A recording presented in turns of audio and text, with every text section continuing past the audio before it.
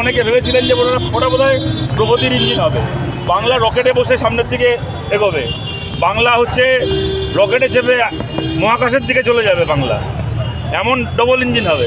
এখন দেখা গেল ডবল ইঞ্জিন মানে হচ্ছে একটা বুলডোজারের দুটো ইঞ্জিন, বুলডোজার চলবে এখানে খেটে খাওয়া মানুষের ওপর দিয়ে, গরিব মানুষের ওপর দিয়ে।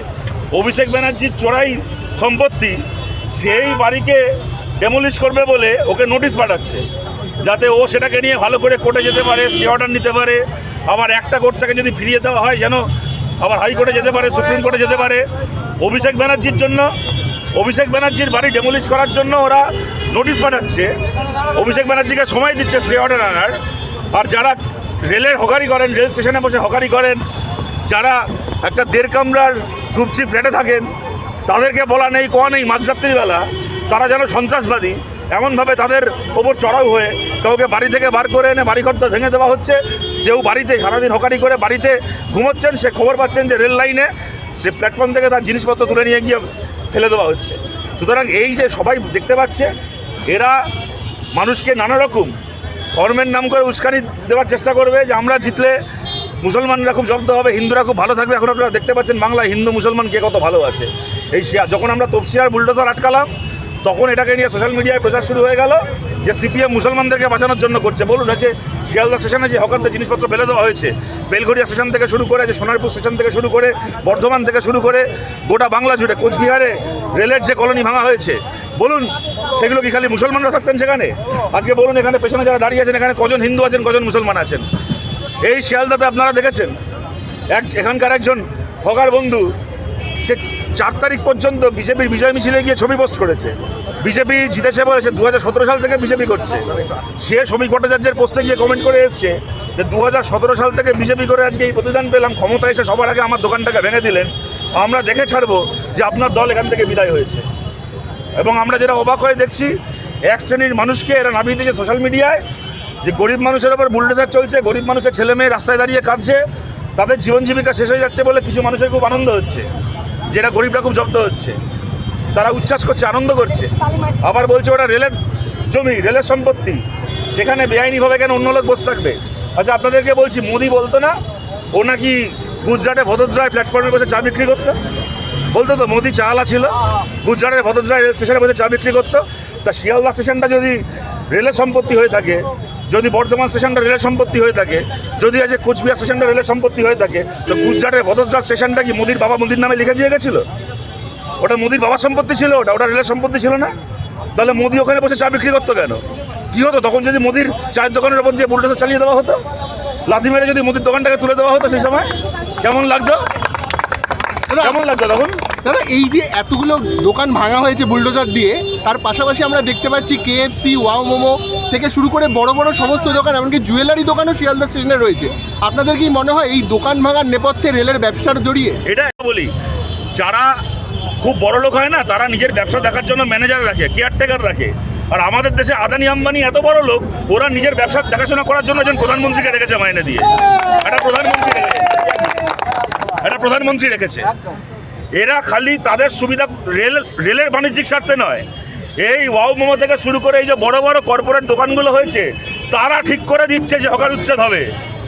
বিভিন্ন শহরে যে বড় বড় আদানি আম্বানির শপিং মল হচ্ছে, সেই আদানি আম্বানিরা ঠিক করে দিচ্ছে যে সেই শহরের ফুটপাতে হকার থাকবে না, যাতে করে কিনা যে মানুষ একটা জামা 200 টাকা দিয়ে কেনে, সে যেন শপিং মলে গিয়ে সেটা 1500 টাকা দিয়ে কিনতে বাধ্য হয়। যার সামর্থ্য আছে সে কিনবে, যার সামর্থ্য নেই সে কিনবে না।